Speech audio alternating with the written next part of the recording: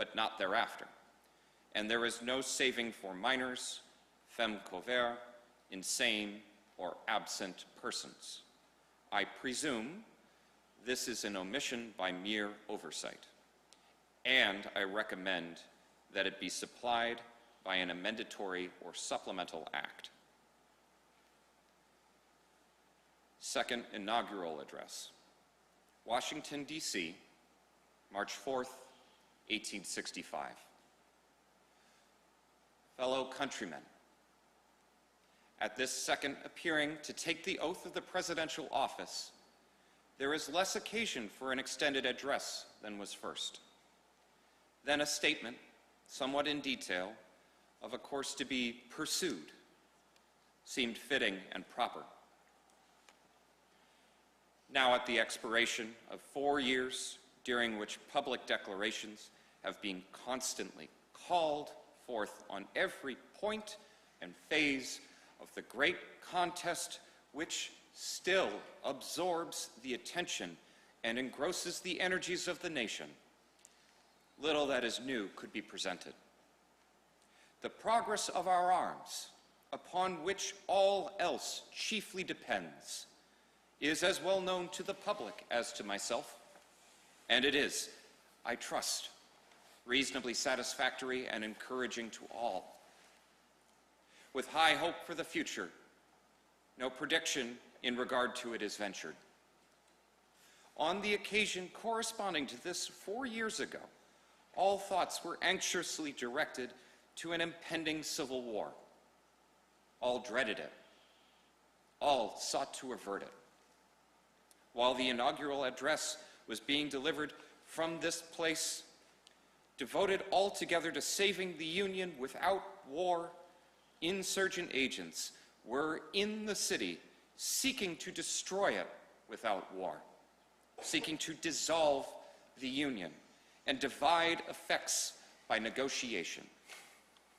Both parties deprecated war, but one of them would make war rather than let the nation survive, and the other would accept war rather than let it perish.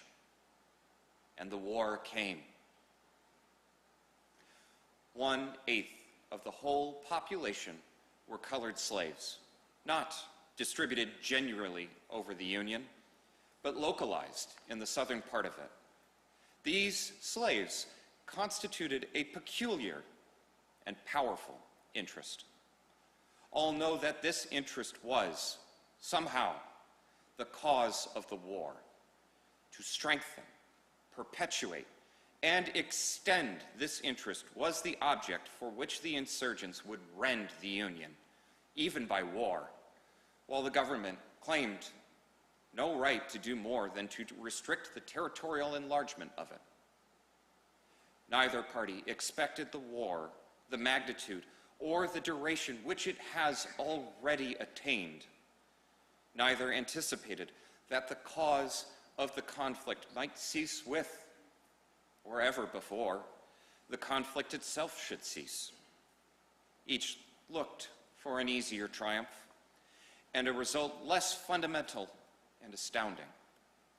Both read the same Bible and pray to the same God, and each invokes his aid against the other. It may seem strange that any men should dare to ask a just God's assistance in wringing their bread from the sweat of other men's faces. But let us judge not, that we may be judged. The prayers of both could not be answered. That far, neither has been answered fully. The Almighty has his own purposes. Woe unto the world because of offenses, for it must needs be that offenses come. But woe to that man by whom the offenses cometh. If we shall suppose that American slavery is one of those offenses which, in the providence of God, must needs come, but which, having continued through his appointed time, he now wills to remove, and that which he gives to both North and South this terrible war as the woe due to those by whom the offense came, Shall we discern therein any departure from the divine attributes which the believer in a living God always ascribed to him? Fondly do we hope, fervently do we pray that this mighty scourge of war may speedily pass away. Yet, if God will that it continues until all the wealth piled by the bondsmen, 250 years of unrequited toil shall be sunk, and until every drop of blood drawn with the lash shall be paid with the sword, as was said 3,000 years ago.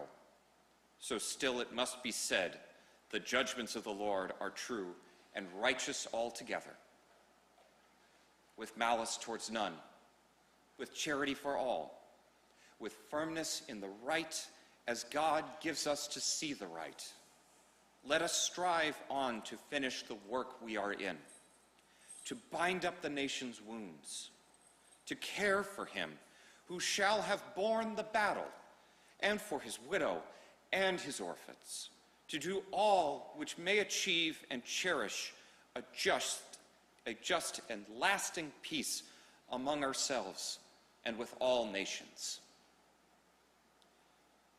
Sections from Lincoln's last speech, April 11th, 1865.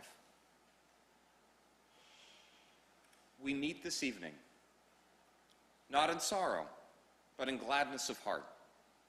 The evacuation of Petersburg and Richmond and the surrender of the principal insurgent army give hope of a righteous and speedy peace whose joyous expression cannot be restrained. In the midst of this, however, he from whom all blessings flow must not be forgotten. A call for a national thanksgiving is being prepared and will be duly promulgated. Nor must those whose harder part gives us the cause for rejoicing be overlooked. Their honors must not be parceled out with others. I myself was near the front and had the high pleasure of transmitting much of the good news to you. But no part of the honor for plans or execution is mine. To General Grant, his skillful officers, and brave men all belongs. The gallant Navy stood ready, but was not in reach to take active part.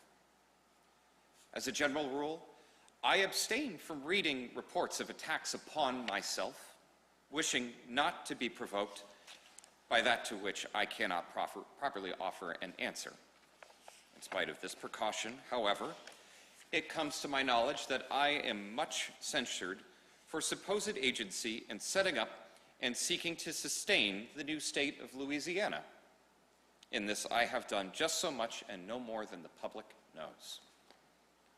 We all agree that the seceded states, so called, are out of their proper relation with the Union, and that the sole object of the government, civil and military, in regard to those states, is to again get them into their proper practical relation. The amount of constituency, so to speak, on which the new Louisiana government rests would be satisfactory to all if it contained 50, 30, or even 20,000 instead of only about 12,000, as it does. It is also unsatisfactory to some that the elective franchise is not given to the colored man. I would myself prefer that it were now conferred on the very intelligent and on those who serve our cause as soldiers. The Gettysburg Address. Gettysburg, Pennsylvania, November 19th, 1865. 87 years ago, our fathers brought forth on this continent a new nation, conceived in liberty and dedicated to the proposition that all men are created equal. Now we are engaged in a great civil war, testing whether that nation, or any nation so conceived and so dedicated, can long endure. We are met on a great battlefield of that war.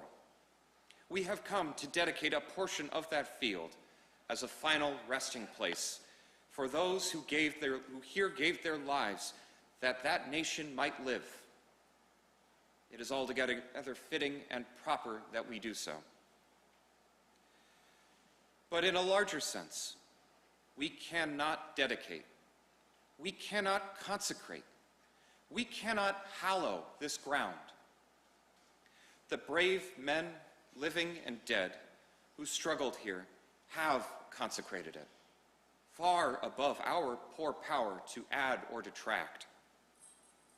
The world will little note nor long remember what we say here, but it can never forget what they did here. It is for us, the living, to be dedicated here to the unfinished work which they who fought here have thus far so nobly advanced. It is rather for us to be here dedicated to the great task remaining before us, that from these honored dead we take increased devotion to that cause for which they gave the last full measure of devotion, that we here highly resolve that these dead shall not have died in vain, that this nation, under God, shall have a new birth of freedom, and that government of the people, by the people, for the people, shall not perish from the earth. Thank you.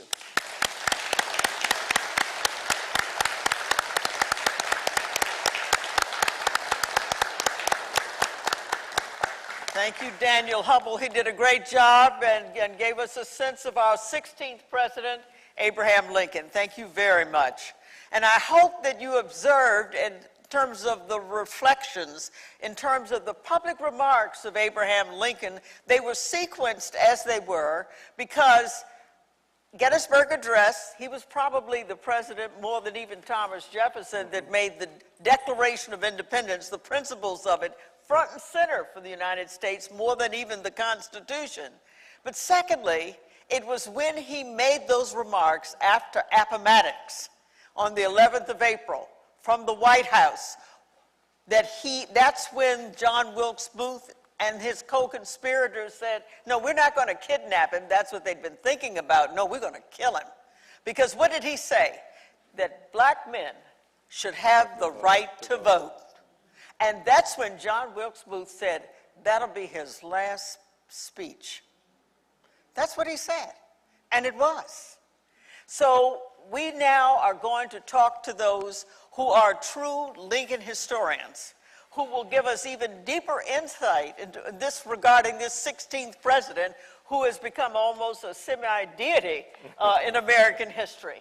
And I'll turn that over to you, Michael. No, absolutely. We're very excited to welcome our historians to the stage. Before we do, I want to encourage our audience to use the Slido QR code on the flyer to input questions to be asked of our distinguished panelists during the Q&A period. So we would like to get your questions so that I can read them here. So technology, right? This is how it works. So let's welcome Dr. Christopher Bonner and Dr. Michael Burlingame to the stage.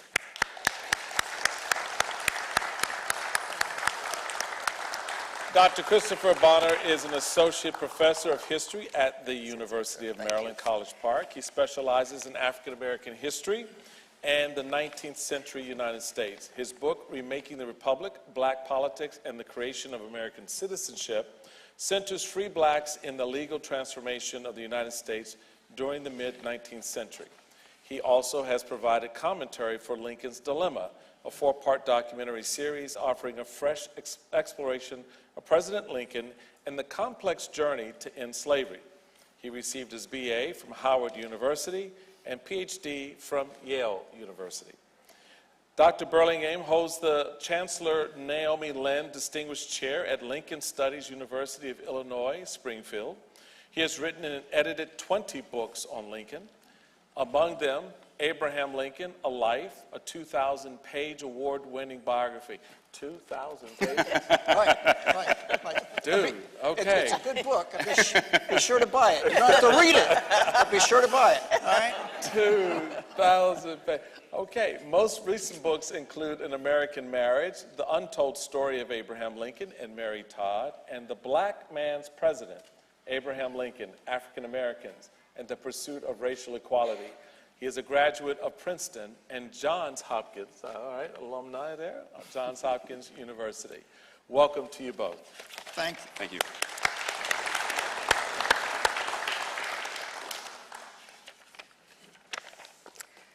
So, I guess we'll begin with you, Dr. Bonner. Abraham Lincoln, as we know, was always felt slavery was immoral. You are agreeing? I'm listening actively. Okie dokie. But he had a bit of a distance to go, Right. as regards certainly the notion of equality and citizenship. Could you give us a sense of that journey? And do you think, as you know, I suggested that he did have a moral center, especially living in America, but what is your thoughts? Yeah, so I think, so first, thank you for the question. Thank you for having me. I'm glad to be here. I think when we think about questions of citizenship, citizenship is ultimately about belonging. It's about legal belonging, about social belonging. And so when I think about Lincoln's evolution, I think you've highlighted here in the opening presentation a couple of key landmarks. You know, I think 1862 is a major landmark. Lincoln invites into the White House 5 black ministers and essentially encourages them to encourage other African Americans to leave the country. Lincoln's promoting, he's endorsing this policy of colonization, the idea that black folks should be removed either to West Africa, to Latin America, to the Caribbean. And so that's a thing that is upsetting to a lot of African Americans that Douglas and others are very critical of. I think that we should recognize as a part of Lincoln's politics. But then in 1865, as we heard in some of his last remarks, he is saying that black soldiers should be allowed to have the right to vote. And so that's a real endorsement of black political belonging. So we can't understand Lincoln without recognizing the dramatic nature of that change, right? To go from a person saying black folks should leave the country, or at the very least wondering whether black folks have a place in the country, to a president, a person who is saying black folks should not only live here, but be a part of the political community. It's a remarkable evolution. At the same time, I think it's important that we recognize that the evolution was incomplete. Lincoln says black soldiers should have the right to vote.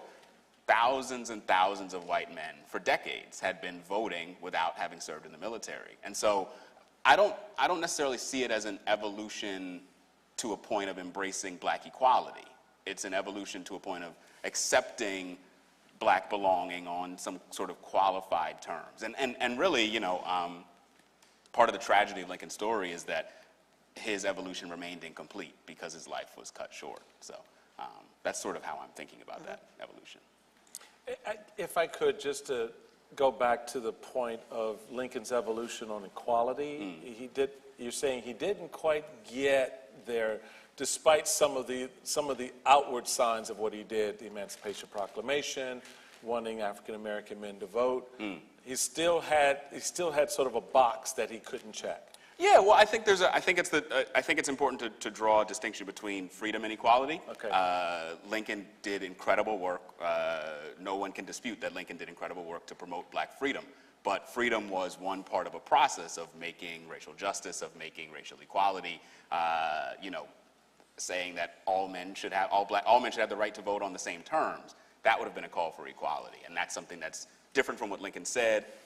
And different from what Lincoln did in the Emancipation Proclamation. And certainly different from what we saw through from Reconstruction onward into Jim Crow, how that incompleteness was played out. So Dr. Burlingame, you've got this very complex man who himself is in many ways conflicted about this issue of slavery, and is trying to find all these different solutions, inviting African Americans to the White House, say, okay, why don't y'all just get on a boat and go, and just go, not necessarily wanting to confront the very hard truth in front of him that he would have to eventually get to. Tell us a little bit about this complex man. I mean, what was it in him, given his humble beginnings and his educational track, his, sort of happenstance nature of how he wound up in Congress and eventually becoming president, founding a party, being part of founding a political party. What was it about him that made him tick in that we may not understand or appreciate given what we know about him today? Well, that's a big question. I'll try to save you 1,600 pages of reading and 400 pages of footnotes. By first suggesting that the meeting that Lincoln had with 5 black leaders of the Washington community on August 14th, 1862 is widely misunderstood. And the best interpretation we have of what Lincoln was up to on August 14th, 1862 was written the following month by a leading black minister here in Washington. He was the head of the Israel African American Episcopal Church here on Capitol Hill, well, on Capitol Hill down the street. And his name was Henry McNeil Turner. And he was a regular correspondent for one of the leading black newspapers at the time, the Christian Recorder, was published in Philadelphia. And he writes an elaborate response to the Emancipation Proclamation that Lincoln announced on September 22nd, so just a few weeks after the meeting with the 5 black leaders. And he said, the notion that Lincoln was an enthusiast for a black resettlement abroad is grossly exaggerated. He's no stickler for that. What he was really getting at in this address, which, by the way, was very unusual because he invited a shorthand reporter to come in. It's the only time we know that he did that, to take down every word that he said to be published in the press throughout the country.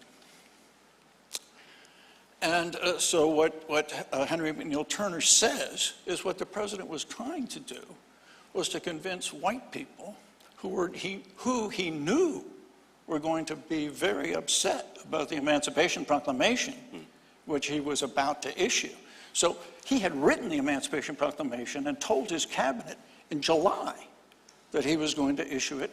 And his Secretary of State wisely said, the timing is terrible. We've just suffered a major defeat in our campaign against Richmond. And if on the heels of that humiliating, ignominious defeat, we issue an Emancipation Proclamation, it's going to seem like a desperate measure and will be regarded as insincere. So let's wait till we have a victory and issue it on the heels of that victory. And Lincoln says, I hadn't thought of that. It's a good point. So what happens between July, when he tells the cabinet that he's written the Emancipation Proclamation, and he doesn't want them to, you can make minor suggestions about it, but I'm going to do this, no matter what you say.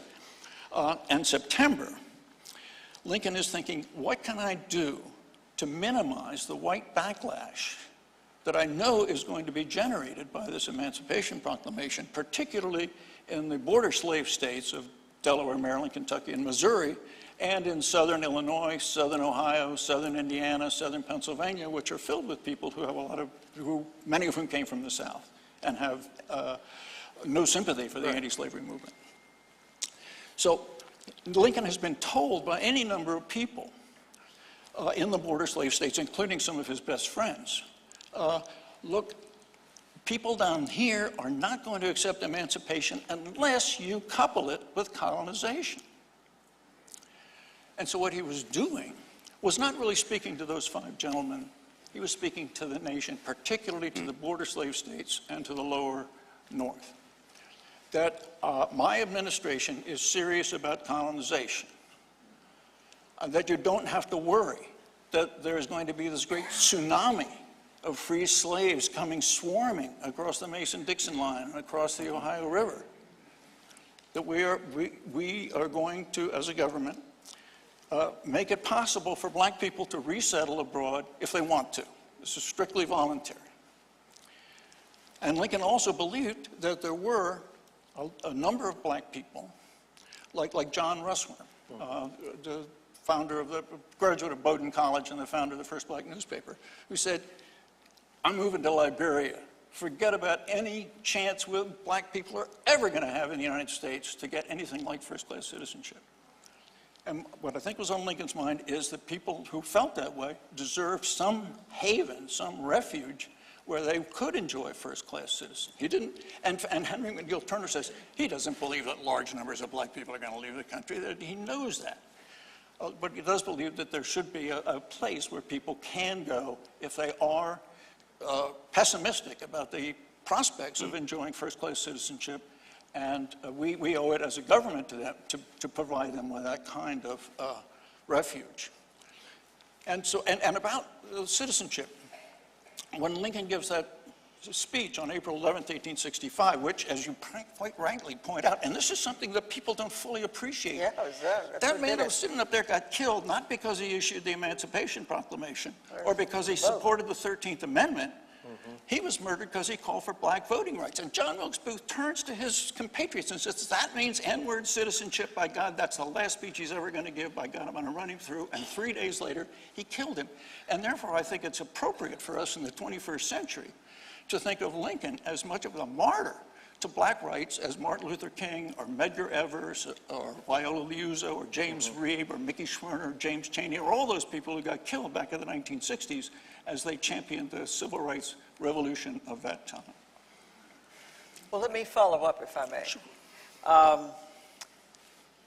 And it's sort of a tough question, but let me begin with, I have no doubt that he had a moral center, and I have no doubt that he truly believed that slavery itself was immoral.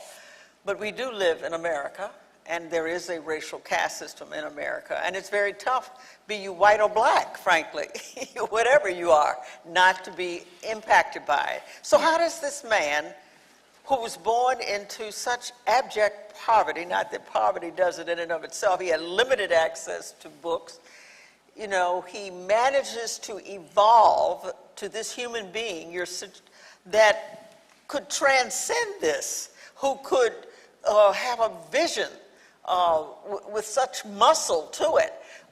Was it just organic, or was it the influence of people like Frederick Douglass or Thaddeus Stevens or William Garrison?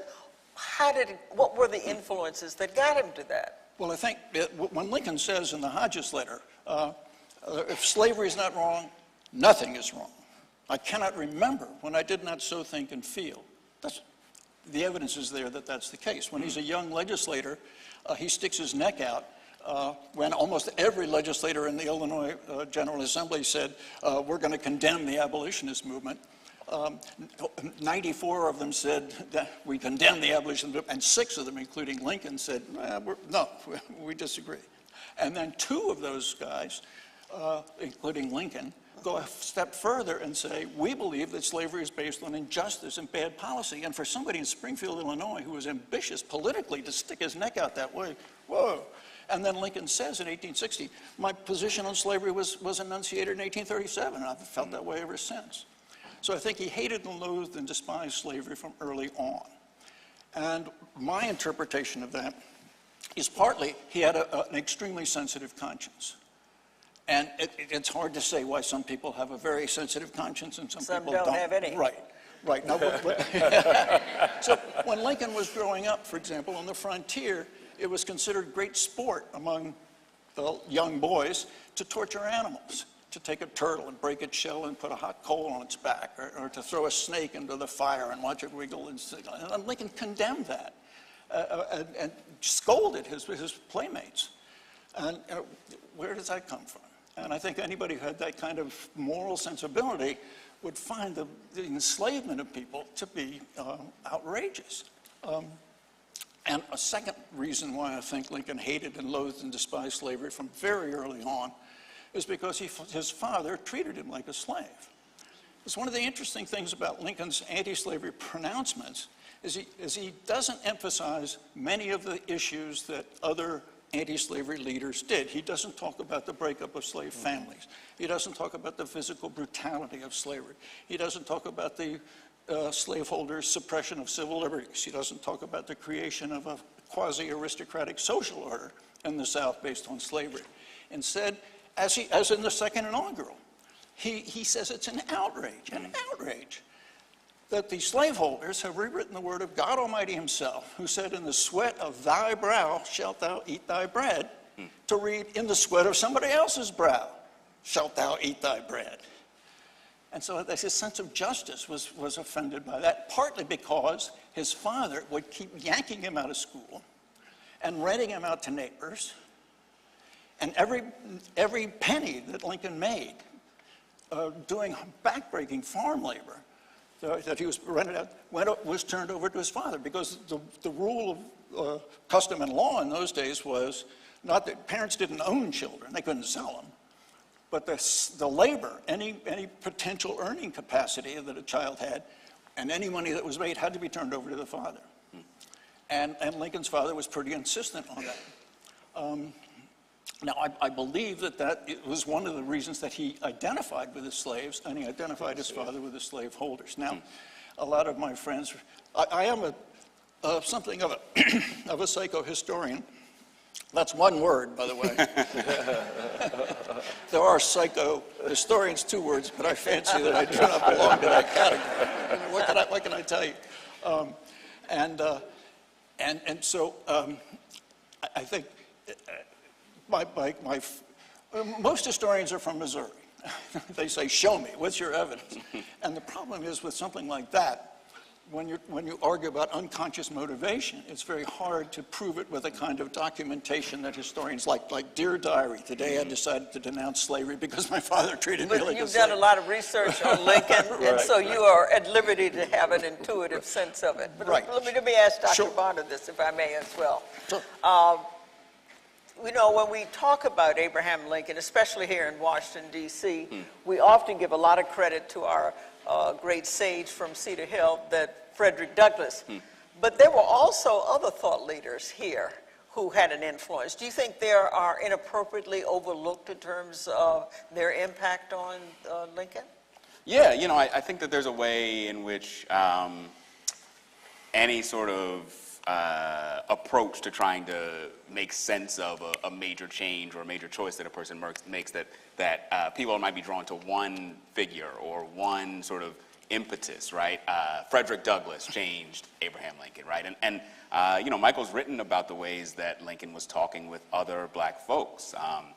Henry Highland Garnett, Sojourner Truth, Martin Delany. So like we know that Lincoln was talking with and thinking in response to, at least, maybe not thinking alongside, but thinking in response to a lot of other prominent African Americans. One of the ways that I've been thinking about influences on Lincoln, though, is a sort of broader African American political community. So when I think about some of the problems that black soldiers faced, one of the major issues that they were dealing with in 1863 and 64 was unequal pay. And soldiers from famous regiments like the 54th, they were petitioning Lincoln and saying, we're doing a soldier's duty. We should deserve a soldier's pay. Like our blood is in the field. We should be treated like any other soldier, but they were paid unequally to white soldiers. And so they are writing to Lincoln and saying, pay us equally. But what they're really saying is, and again, this is 63 and 64, they're saying, we deserve equality, not just we deserve freedom. And so I think of them as part of this wider African American political community, beyond the people whose names we can call and whose papers we can dig into, people like Delany and Douglass. They were part of this black political community that was driving Lincoln toward that moment in 1865 when he does embrace this partial version of black equality. Dr. Burlingame, let's sort of, I guess, level up the conversation around probably the most prominent influencer, Frederick Douglass, which Dr. Bonner just mentioned. What was that influence that Frederick Douglass had? Was there respect, mutual, one way? How did Douglass impact Lincoln? And in what degree did Lincoln impact Douglass? Well, As a preliminary response, I'd like to say that Lincoln is sometimes thought to have been educated here in Washington about racial justice. That out in Illinois, he didn't know people like Frederick Douglass and Martin Delany and Sojourner Truth and people like that, whom he met in Washington and spoke with, who we invited to the White House. But in fact, Lincoln, living in a racially mixed neighborhood, knew about friends of his down the road who were black people who worked on the Underground Railroad. He had clients who were black people. He had friends who were black people, had servants who were black people. And these were not just menials, these were people who were real friends. And one of the most remarkable men that he knew in Springfield was a gentleman named Florville. And Robert Florville was a remarkable guy. He was a barber, but he was also a very successful real estate speculator and entrepreneur. He spoke multiple languages. He played many musical instruments. Lincoln loved to hang out with him. And when Willie dies, when Lincoln's son Willie dies in the White House in February of '62, we have this letter from Florville. And Florville says, and you can tell by the letter, it's a long letter and it's very warm. You can tell the feeling tone is it's not a servant talking to an employer or a client talking to a lawyer. It's a real friend, and he's talking about how much he admired Willie and how much he thought he was so much more advanced than other boys of his age.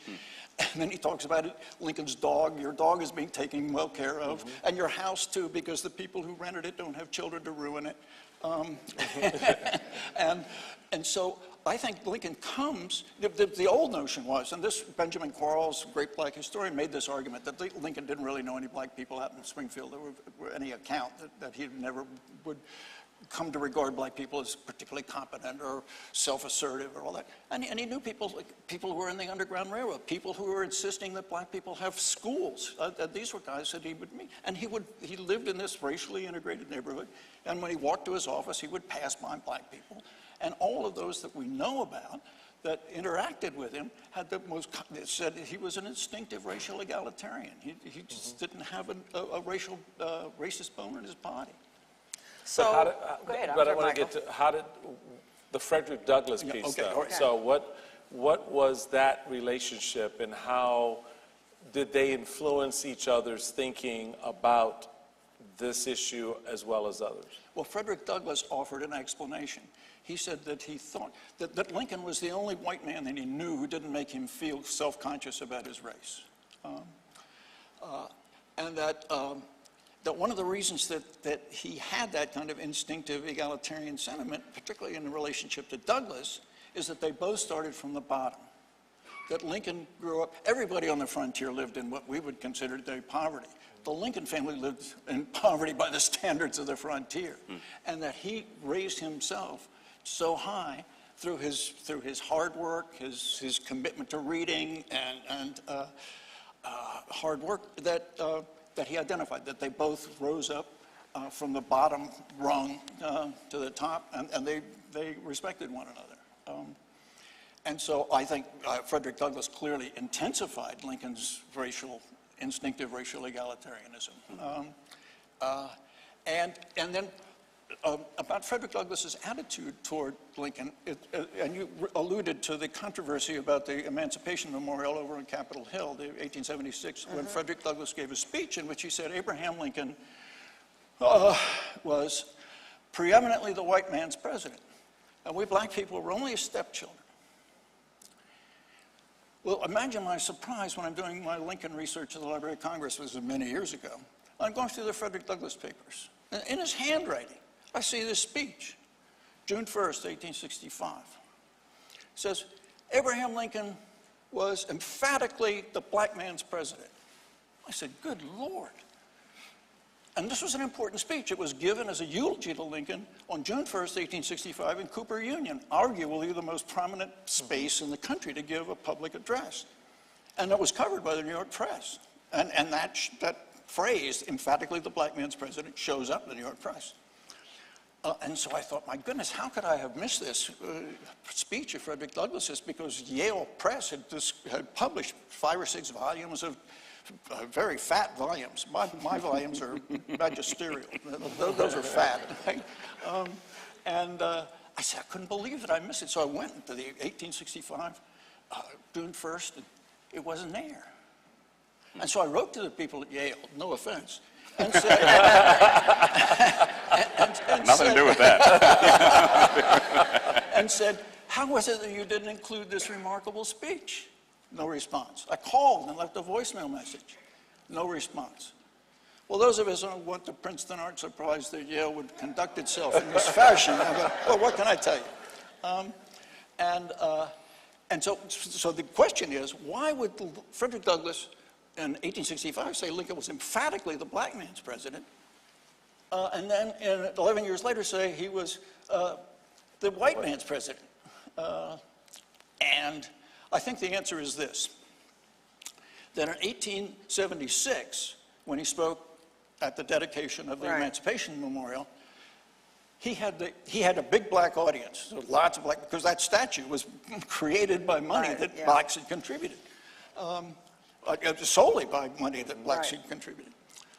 And at that point, he also had the power elite of the country as part of his audience. He had the president, the vice president, cabinet members, congressional leaders, Supreme Court justices, and so on.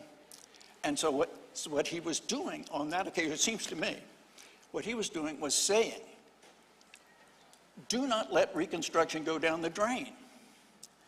That in the aftermath of the Civil War, the 14th and 15th Amendments get passed, an attempt to guarantee black civil rights and then voting rights, and they were enforced for a while, rigorously by President Grant.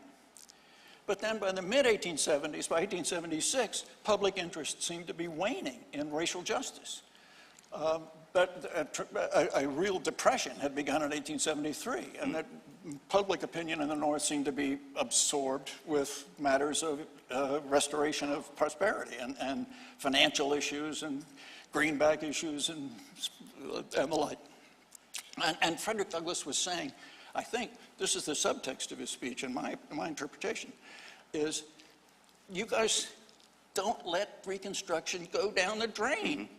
And don't think of Reconstruction and the attempt to endow black people with voting rights and civil rights as some kind of bleeding heart liberal gesture by some sentimental guy. He sort of capitalized on the occasion. He was a tough-minded guy who had the interest of your race at heart, and he knew that it was in the interest of the white race to have black people enjoy equal citizenship. Can I Yeah, go ahead, so Dr. I think that part of what I think we're getting at is Lincoln's complexity, right? So as Douglass says in 1876, Lincoln was the white man's president, and that's sort of like this warning, as you're saying, Michael, don't let policy be dictated by the needs only of white people. Right. But what Douglass also says is under his rule, black folks were enlisted into the military. Under his rule, they were provided with a legal avenue toward freedom. So I think Douglass is recognizing Lincoln's complexity. And I think it's important for us to recognize that complexity as well, even as we see, I would never get up here and say Lincoln seems like a pretty good guy, right? He seemed like he had friends of all races, like he was not generally a jerk. Like I think that's a good way to describe him, but I also think that it's important to keep in mind the particular policies he was enacting, and that for much of the early Civil War, as Douglass saw him, he was a white man's president, and he became, as the war progressed, as he moved toward emancipation, he became a black man's president, a president under whose rule all of these changes could be implemented. You know, it's still a complicated issue in Yeah, America. exactly, right, yeah. So let me ask you, though, I want to ask, because I know you did write about Mary Todd Lincoln, but I'd like both of your thoughts. She's gotten a sort of quite a mixed reviews as the First Lady. The thing that I found interesting for this, just as a preamble for this series, as we talk about the three Americans who had such an influence on the city of suddenly becoming a meaningful metropolis, all of it around the Civil War, such a contrast to the ones who insisted that the city or the capital be in the South, which were three planters, privileged men, Washington, Jefferson, Madison. Amazingly, in this period of this such a crisis period, the three who suddenly emerge are the full expression of the American dream. They come from abject poverty. I mean, it's Grant probably was better off than any of them, and he was had a hard scrabble beginning. Of course, Frederick Douglass, I mean, worse than that. He was enslaved. He was hoping to find food, you know, just to exist. And then Abraham Lincoln, who apparently lived in a cabin where there was no floor or window until his father remarried. So, I mean, it was, and yet all three of them marry women above their station. That is, Grant marries Julia Dent Grant, who was a privileged woman. Her family were enslavers. Douglass marries a free black woman, Anna Douglass. And then Lincoln marries Mary Todd Lincoln. My point simply is that Mary Todd Lincoln had the option to marry Stephen Douglas, as I gather. Well, that's... you question that? Well, Douglas finally, she said, well, it wasn't really very serious. But she was still arguably a a woman of some circumstance. I know there's a back and forth, but she saw in him the potential to be an extraordinary person. Having that kind of affirmation, do you not think that that was an asset, or do you think, people have said she was bipolar, she had a lot of issues, that she was a liability? What is your opinion of Mary Todd Lincoln? Well, in many ways, she was a liability. Lincoln very seldom let down his hair about his personal life and his marriage. But in a document that I discovered, I couldn't believe this hadn't been part of the historical record, but the first day I went out to do original research and unpublished sources, I wrote my first book called The Inner World of Abraham Lincoln. It's a series of psychological essays about his relations with his wife and his children and his parents and his depression and his midlife crisis, all that sort of thing. I wanted to call it Shrinking Lincoln. But my stuffy old publisher, the University of Illinois Press, wouldn't go along with that. And so I drafted it based on published sources. I was teaching at Connecticut College in New London,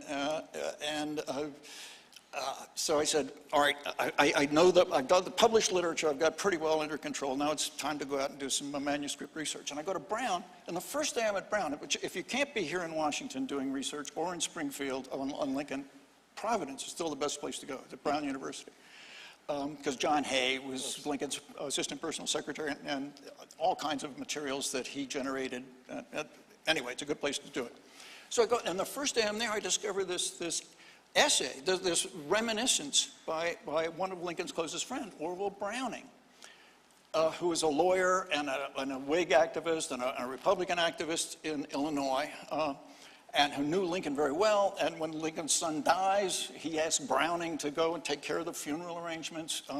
They're very close friends, politically and socially. And they'd been in the legislature together, and he was particularly fond of Browning and Mrs. Browning.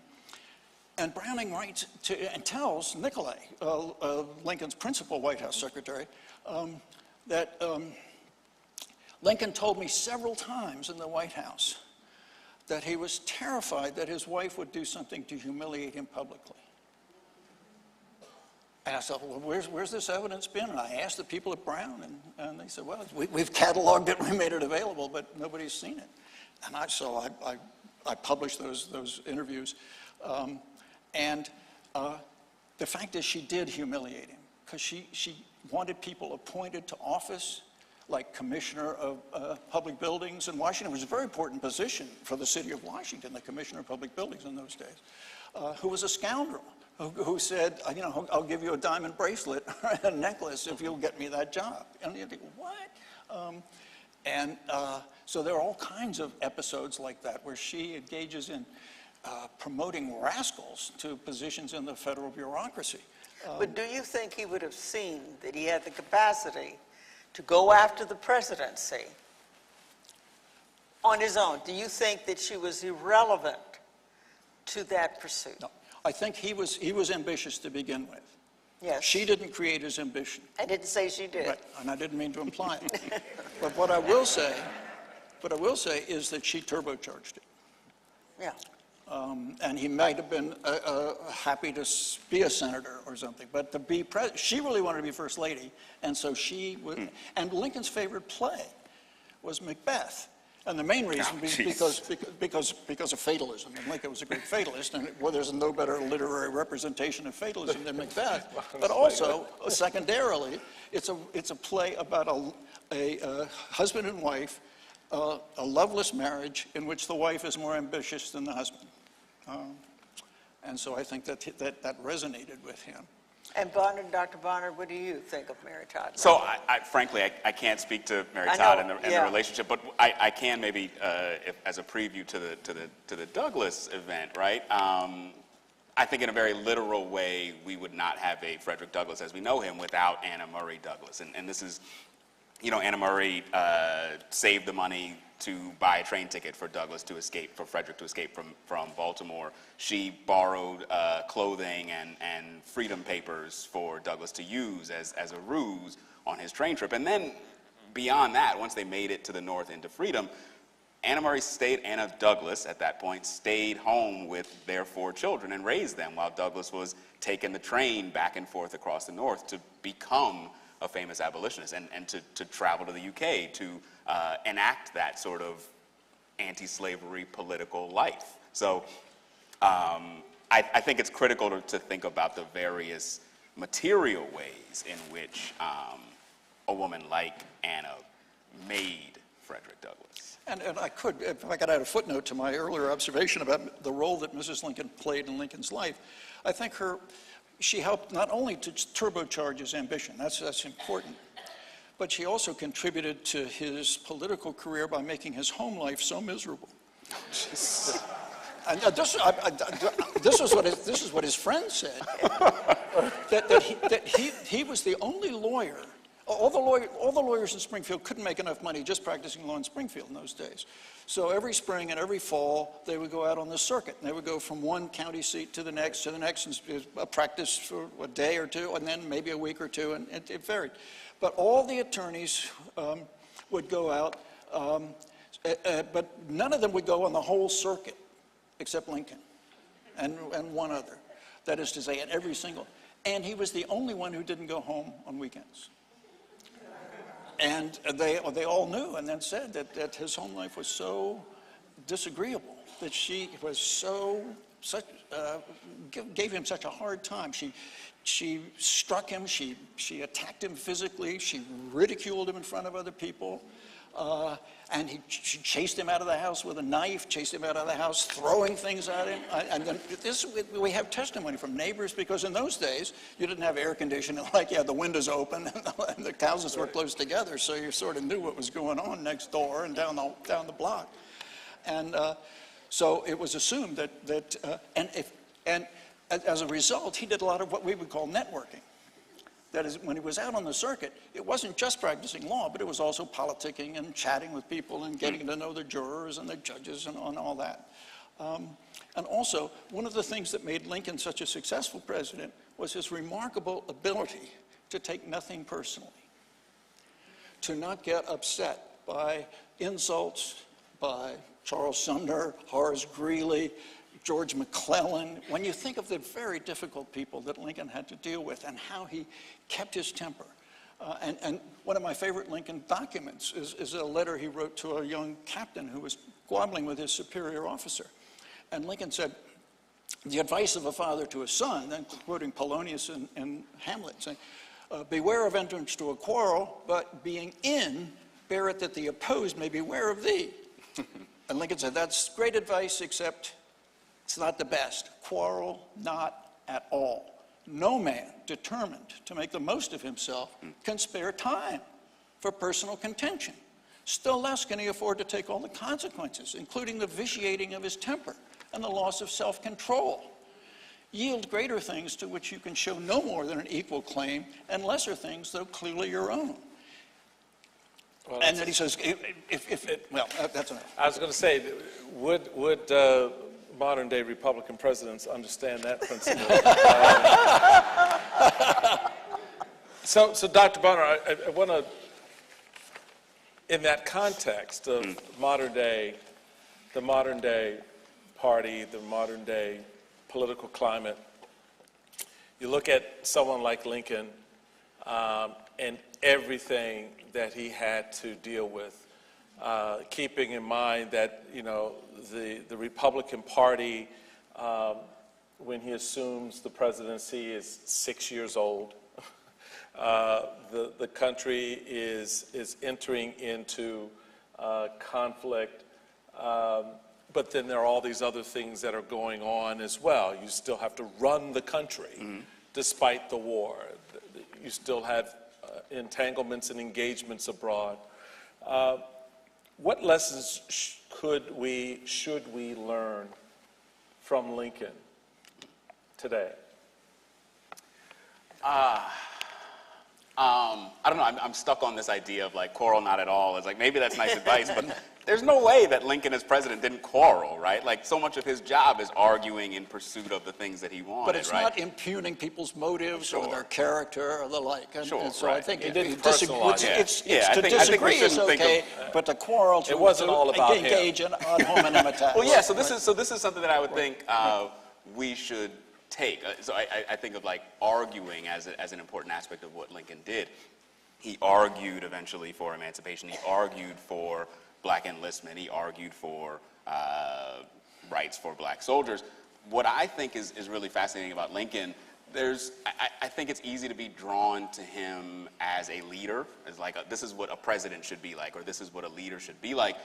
But I think that when I think about what Lincoln did to promote these various causes, I see him as a collaborator, as a person who was working alongside a lot of other people. The policy of emancipation came from Lincoln listening to Congress and listening to what black folks were demanding, right? So Lincoln was not leading the move toward. Lincoln was not leading, I will stand by that argument, the move toward the ending of slavery. Lincoln was following the actions of thousands and thousands of other Americans, black and white, right? So Lincoln listened when he needed to, and he was flexible. He was dynamic in his thought, and he was willing to hear from other folks, even folks who were quarreling, and take information and ideas and then sort of implement these policies that were really Was that the sort of valuable? Right? Yeah, right. but you strike an interesting point there, because it really is what Joyce Kearns Goodwin sort of wrote about in her book, which is a great book, Team of Rivals. Yeah. Was all that arguing and all that quarreling that members of his cabinet engaged in. He, you know, may or may not have done it. He heard dueling perspectives, listened right? Sure. I think about that. But that's a way of thinking about Lincoln as listening to people who were essentially his peers or close to his peers. But again, if I could tell the story of emancipation, when I talk with my students, I almost kind of tell it backwards. So the Emancipation Proclamation in 1863 so as Lincoln's drafting it and issuing the preliminary proclamation, he's explicitly saying that what he's doing is enforcing the laws that Congress have implemented. Congress has implemented this confiscation policy in 1861 and 62 that says the military cannot be used to return fugitive slaves. Congress implements that confiscation policy building on the contraband policy that was implemented in the camps by people like Benjamin Butler in the spring of 1861.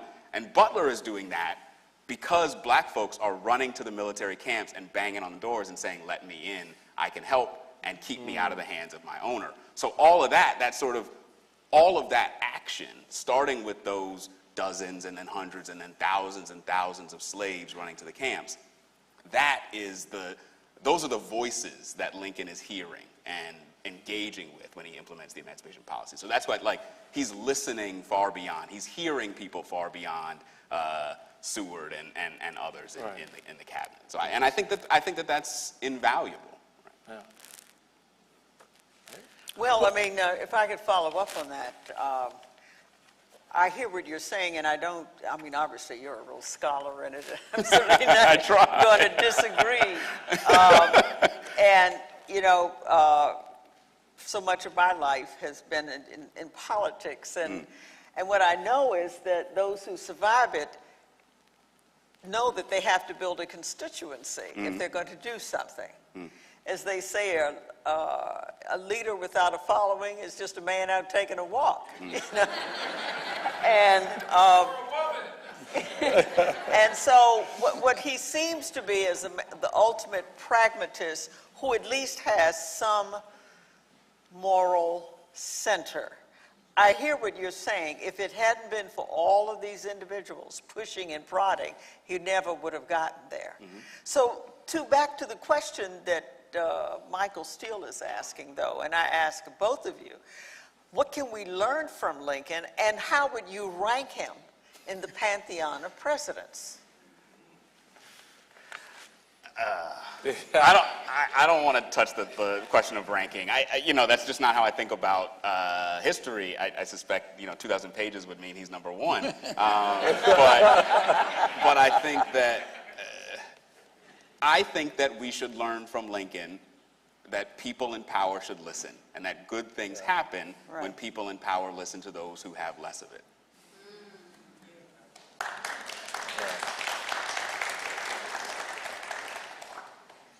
Well, I share Chris's reluctance to engage in the ranking business. But what I tell my students is there is a prevailing view in the historical profession that historical change, it doesn't depend on one man or one person, one woman. It's the product of vast impersonal economic forces, demographic forces, what have you. And I tell my students, a lot of that is true. But there are occasions when one person can make a big difference. Yeah.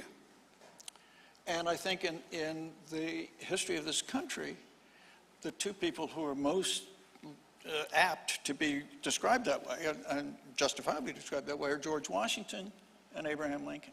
It's very hard to imagine that the country could have moved from the Articles of Confederation, where we were sort of like the UN, not a real government, but a debating society, to a real powerful central government that has made a huge difference.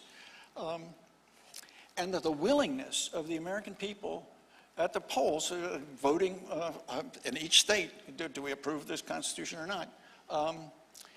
For those people to say, okay, even though we have just revolted against a strong central government, but we're willing to give this a shot because the Constitution was written at a convention which was presided over by George Washington, and everybody knew that Washington would be the first president. I don't think that the Constitution could have been written and adopted without that kind of trust that people had in the judgment and character of George Washington. And similarly, it's very hard for me to see, and I admit my bias, that there's any president who could have led the North to victory in the Civil War between Jackson and Theodore Roosevelt, who could have done it.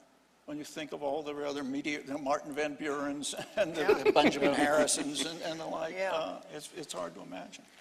So we've got a little bit of time left, and we want to, because we have a lot of questions. Thank y'all very much for the questions. So we've got some questions for our esteemed panel, and we'll start with this one. Frederick Douglass counseled the president. When did it start in his moral compass? When did he start in his moral compass to accept that counsel, what that counsel offered him? So this is a thing that I'm actually really interested in, and I don't know. There might be a simple answer to this. Like, to what extent was Lincoln reading Douglass? Reading him actually? Like, so when they meet, I think that Lincoln says something like, I've read about you, or I know you, but I think he means it in like the sort of broader sense, not personally. So I don't know, in part why I'm curious about this is because in 61 and 62, Douglass is super disappointed in Lincoln's hesitancy to embrace black emancipation and to make the war what Douglass sees as obvious. It's a war against slave owners, and therefore it must be a war against slavery, right? So Douglass is writing some very angry things about Lincoln in Douglass's Monthly. But then when they meet, and across the sort of conversations that they have, especially in the I think, after Lincoln's second inauguration, Lincoln says something like, what did you think about the speech? Like, I value your opinion more than any other. And so I don't know if or when Lincoln was actually reading Douglas, but the fact that by 63 they're meeting, and 64 Lincoln's proposing this emancipation plot and asking Douglas to take part, and then 65 he's saying that, I think that Lincoln cared deeply about what Douglas thought. He thought that Douglas was a valuable critic. And to me, that suggests that he must have known some of the things that Douglas was writing in the earlier stages of the war.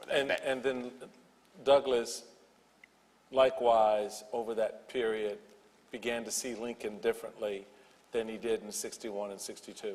I think that Douglas, you know, as Michael said, Douglas is playing politics, right? So when Douglas is writing really angry things about Lincoln, it's not necessarily because he thinks Lincoln is a bad guy, right? He's pushing. He's leaning on the president and saying, essentially, you're the white man's president. Is that who you want to be known as, right? Is that how you want to be seen?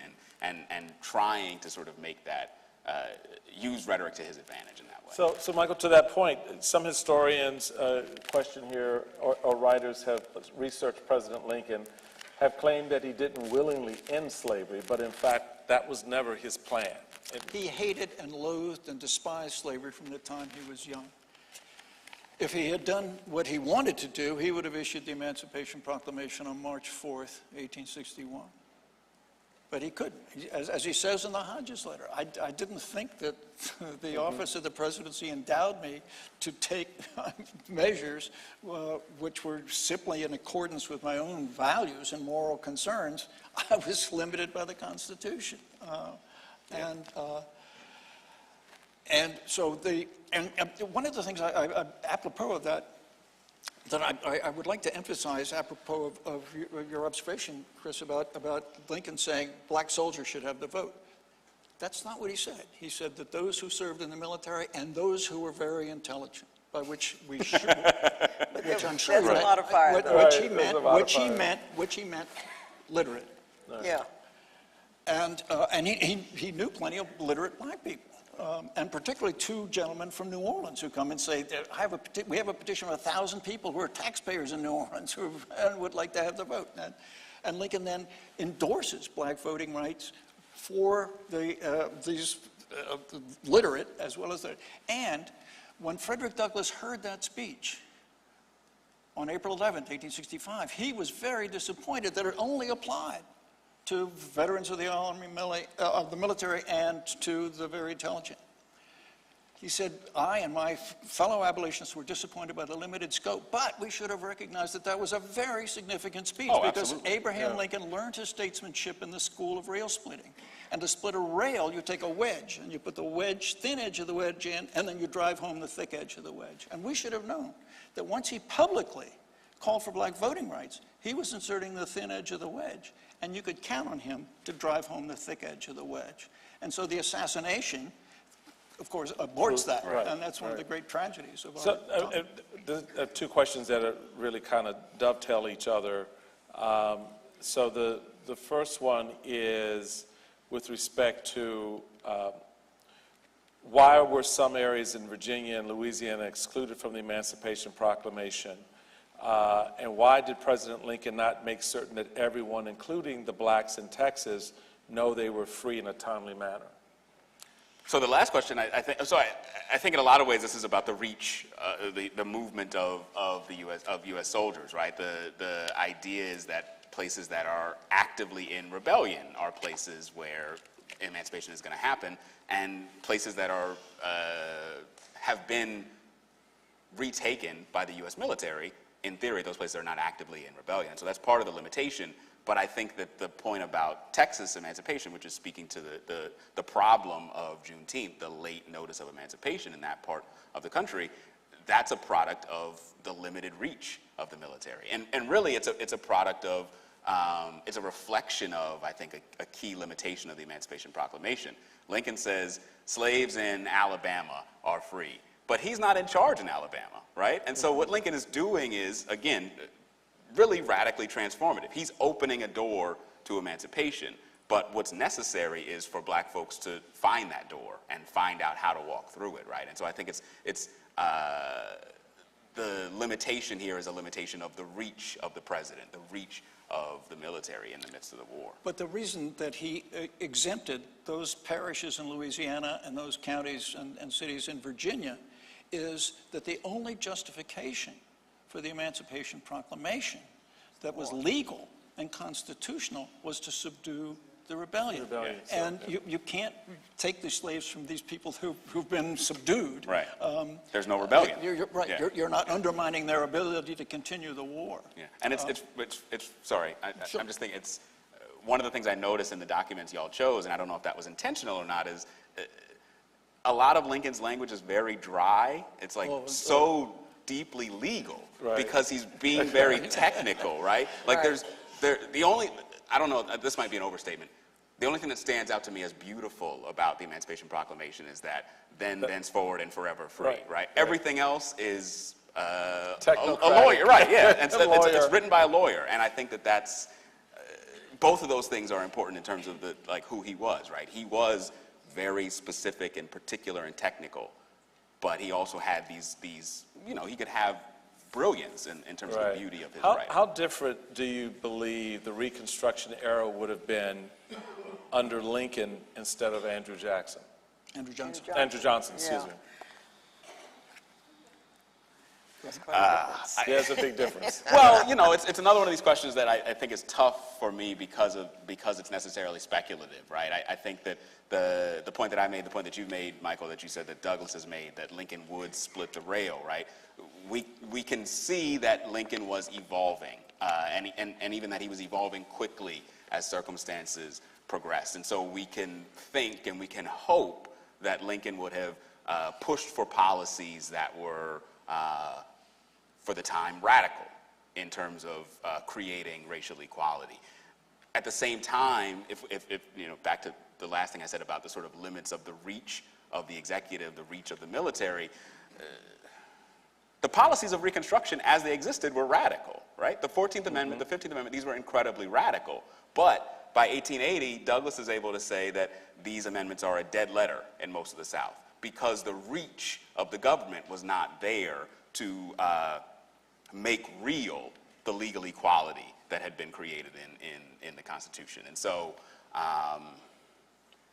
Lincoln was not going to go personally into the South and eradicate the Klan, right? Even as the government did a lot to suppress that, and even as the Klan was only one manifestation of the forces that challenged racial equality, those forces were massive and extensive. And they were massive and extensive, but it does speak to this idea of leadership, though, because you would think part of that evolution of Lincoln would lead him, just as it did to declare the Emancipation Proclamation, to sort of at the same time have that moment at Gettysburg, that sort of reconciliation of relating to the men who gave their lives, that he would have continued in that evolution, and this idea of the South holding on to the vestiges of slavery in the form of Jim Crow and other means, the Klan.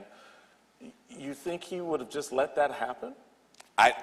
No, but I don't know that neither did Grant, right? I think it's important to recognize that Grant was in charge for a lot of Reconstruction, but would he have been able to eradicate racism in the hearts of Americans?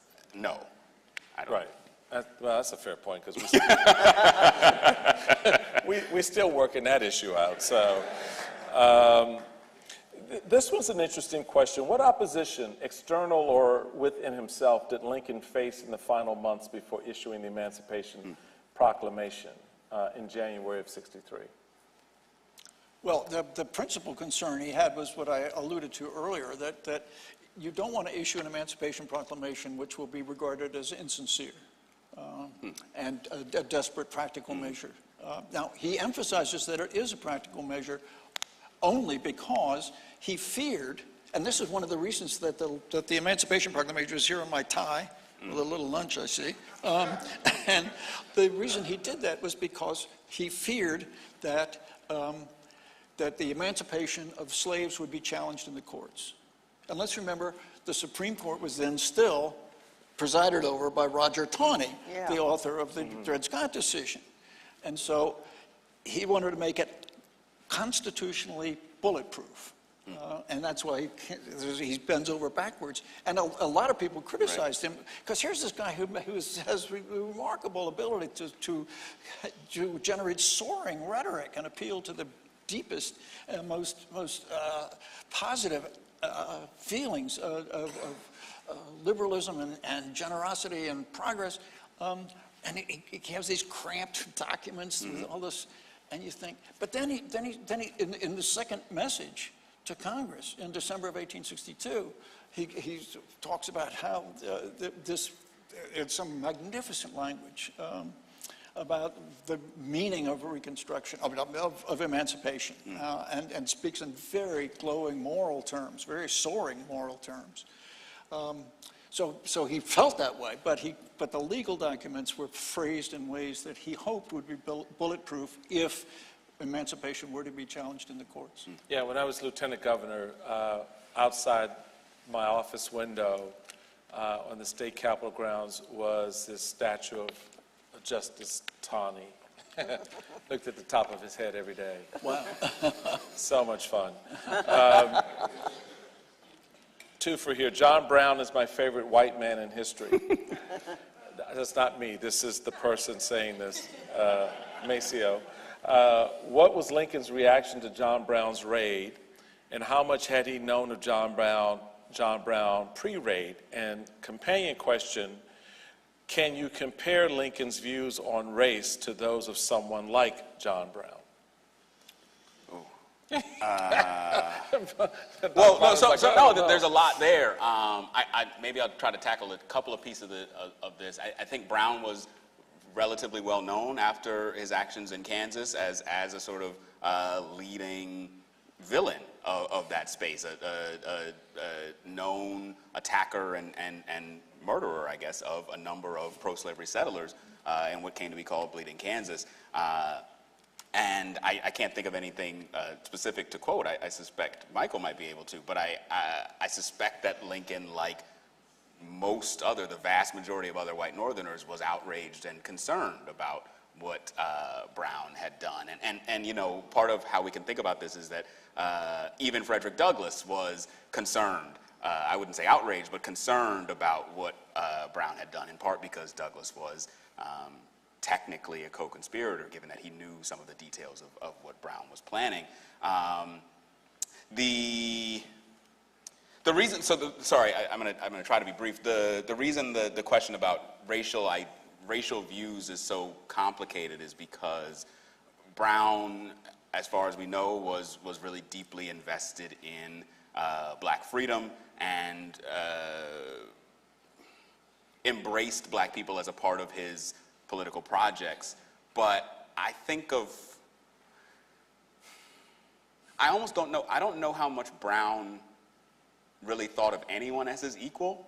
Like, I think of the way that he developed his plan to go to Harper's Ferry and sort of recruited these men, but then didn't really have much of a real plan beyond going there, and essentially ended up making himself a martyr. In so doing, made all these other men, black and white, some of whom were his own sons, made them martyrs as well. And so Brown talked much more radically about racial equality than Lincoln did. I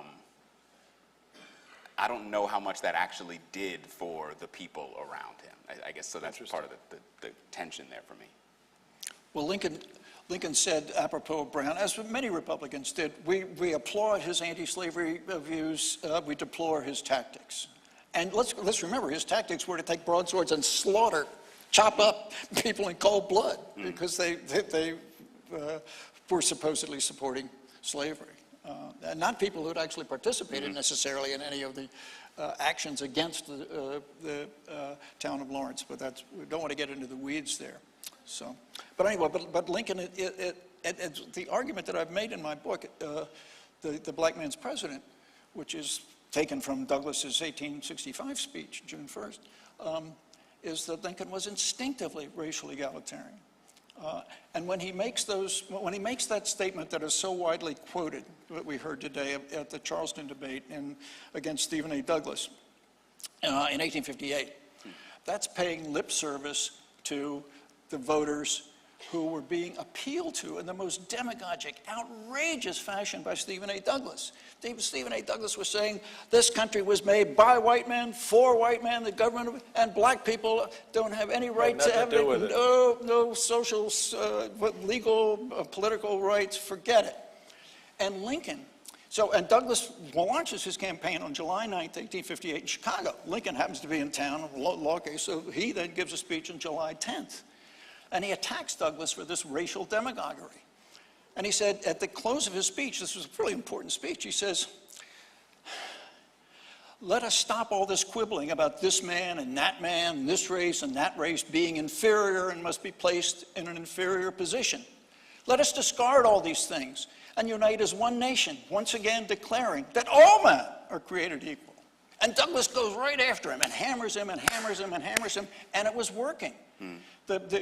The voters of Illinois were arguably the most racist of the people in the free states.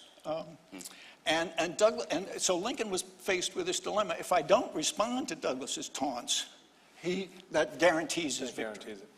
And the most dangerous person in the country, Lincoln believed, who was most likely to make it possible for slavery to expand everywhere, was Stephen A. Douglas.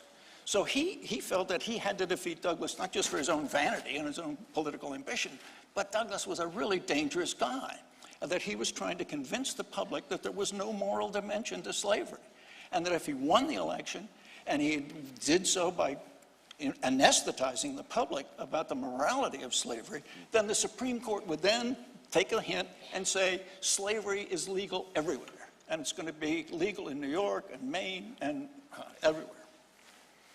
All right. Well, with that, thank you, gentlemen. And thank you, Michael. And I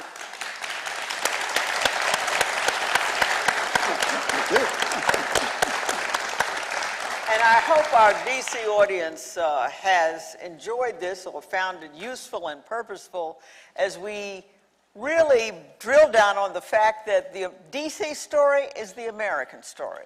So when we talk, every president lives here, or at least after, as of Thomas Jefferson and John Adams for a minute. But there are some presidents and some federal officials who had a particular impact upon Washington, D.C., and we upon them. And that is the purpose of these conversations in this series. I really want to thank again the Ford's Theater. They've been magnificent. I want to thank Kellogg Foundation, Community Foundation, Events DC, Destination DC, and also to those three working members of our Senior Advisory Committee, Carol Falk, Mark Thompson, and of course, I'm going to come back to him again, our distinguished Michael Steele. Dr. Burlingame and Dr. Bonner, you were terrific, and you've really enriched this evening. And again, thank you, Washington, D.C., for joining us tonight, participating tonight, and hopefully we've enriched each other. And until the next time when we talk about Frederick Douglass. Oh, yeah. All right. Thank you very much. Wonderful.